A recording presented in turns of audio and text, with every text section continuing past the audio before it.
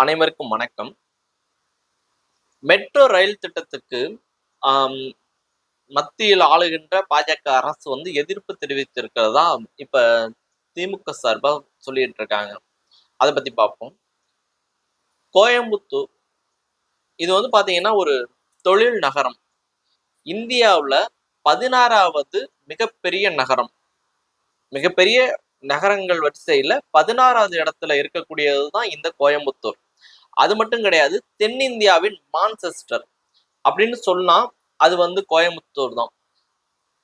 தமிழ்நாட்டுல சென்னைக்கு அடுத்தபடியா மிகப்பெரிய ஒரு தொழில் நிறுவனம் அதிகமாக இயங்கக்கூடியது பாத்தீங்கன்னாக்கா இந்த கோயம்புத்தூர் தான். அப்படி இருக்கக்கூடிய இந்த கோயம்புத்தூர்ல மக்கள் தொகையும் அதிகம்தான். ஆனா மற்ற இடங்கள்ல மெட்ரோ ரயிலுக்கு ஒப்புதல் கொடுத்த இந்த மத்திய அரசு ஏன் இதற்கு ஒப்புதல் கொடுக்கவில்லை? இதுதான் எல்லாருடைய ஆதங்கமாக இருக்கு. இதுக்கு பாத்தீங்கன்னா ஒரு சில கட்சிகள் மட்டும் எதிர்ப்பும் தெரிவிக்கவில்லை, மறுப்பும் தெரிவிக்கவில்லை. அதை பத்தி பேசவும் கிடையாது. ஏன் இப்படிப்பட்ட ஒரு தொழில் நகரத்துக்கு ஏன் இந்த மெட்ரோ ரயில் தரமாட்டேங்கிறாங்க? இப்ப அடுத்தபடியா பாத்தீங்கன்னா ஒரு கோவில் நகரம்னு சொன்னா அது பாத்தீங்கன்னா மிகையாகாது. அதாவது தூங்கா நகரம் மதுரை. இது மட்டும் கிடையாது, இங்கும் பாத்தீங்கன்னாக்கா பல தொழில் நிறுவனங்களும் இங்க இருக்கு. இதுவும் பாத்தீங்கன்னாக்கா இங்கேயும் மெட்ரோ ரயிலுக்கு ஒப்புதல் கொடுக்கவில்லை. மதுரையை விட அதிக வருவாயிலையும் சரி, அதிக தொழில்கள் இயங்கக்கூடிய ஒரு மாவட்டம், மிகப்பெரிய மாநகரம் கோயம்புத்தூர்.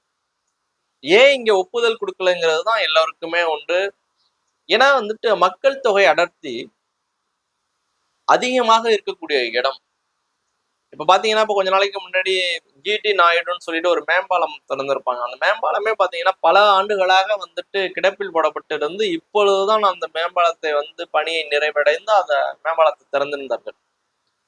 ஏன்னா அந்த அளவுக்கு பாத்தீங்கன்னாக்கா போக்குவரத்து நெரிசல் உள்ள ஒரு மாவட்டம். ஏன்னா பல நிறுவனங்கள் பாத்தீங்கன்னா அங்க இயங்கிக்கிட்டு இருக்கு. மும்பை பாத்தீங்கன்னாக்கா இந்தியாவின் மான்செஸ்டர்ன்னு சொல்லுவாங்க.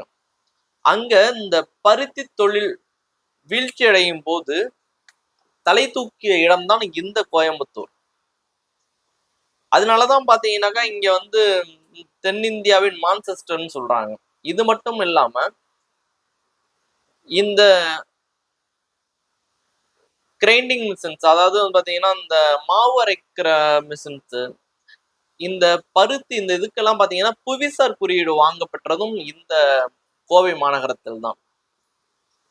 அப்படி ஒரு வரலாற்று மிக்க ஒரு மாநகருக்கு இந்த மெட்ரோ ரயில் சேவை கொடுத்தால் இன்னும் அங்கு வேலை பார்ப்பவர்களுக்கும் சரி, புதிதாக அங்கு செல்பவர்களுக்கும் சரி, ஒரு போக்குவரத்து இடையூறு இல்லாமல் துரிதமாக சென்று சேரலாம்.